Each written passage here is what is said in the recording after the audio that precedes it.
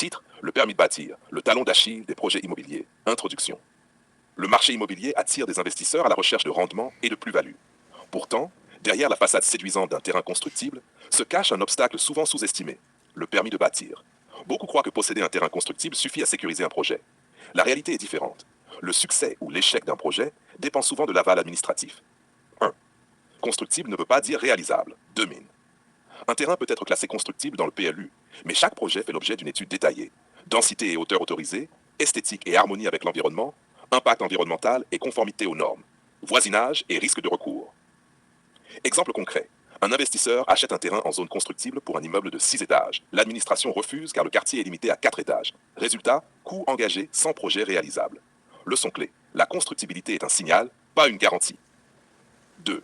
Le rôle critique du permis de bâtir. Le permis de bâtir est la clé de voûte légale du projet. Sans lui, impossible de démarrer le chantier. Financement bancaire bloqué, risque de recours ou litige coûteux. Le permis n'est pas seulement administratif. Il valide la faisabilité technique, juridique et urbanistique. Les investisseurs le considèrent comme un passage obligé pour sécuriser leur capital. Exemple concret, certains promoteurs perdent des mois, voire des années, à tenter d'obtenir un permis qui ne correspond pas aux règles locales, faisant exploser le budget initial. H3. Les investisseurs veulent la certitude. Avant d'engager des fonds, les investisseurs doivent être sûrs de 3 choses. 1. Le terrain est constructible. 2. Le permis de bâtir sera délivré. 3. Le projet respectera le budget et les délais. Risque majeur. Un permis refusé ou contesté peut entraîner la perte totale de l'investissement. Stratégie pour sécuriser. Études préalables avec architecte et bureau d'études. Prévalidation ou consultation informelle auprès de l'administration. Scénario alternatif de projet en cas de refus. 4. Anticiper et sécuriser le projet. Pour réduire le risque lié au permis. Audit du terrain. Vérifier toutes les contraintes légales, environnementales et techniques. Dialogue avec l'administration. Connaître les attentes et restrictions. Plan B. Prévoir une variante de projet qui respecte les règles locales. Communication avec investisseurs. Transparence totale sur les risques et étapes.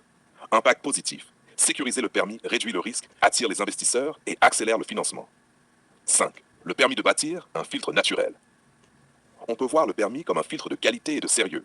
Seuls les projets solides, conformes et préparés passent. Les investisseurs intelligents évitent les terrains à risque permis. La patience et la rigueur deviennent des atouts majeurs.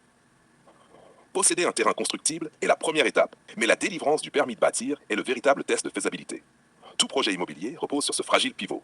Une décision administrative peut transformer un rêve en cauchemar financier. Pour séduire les investisseurs et sécuriser son capital, chaque promoteur doit anticiper, préparer et sécuriser le permis avant de lancer le chantier. Phrase finale percutante. Dans l'immobilier, le terrain peut être à vous, mais le permis reste la clé que seule l'administration possède.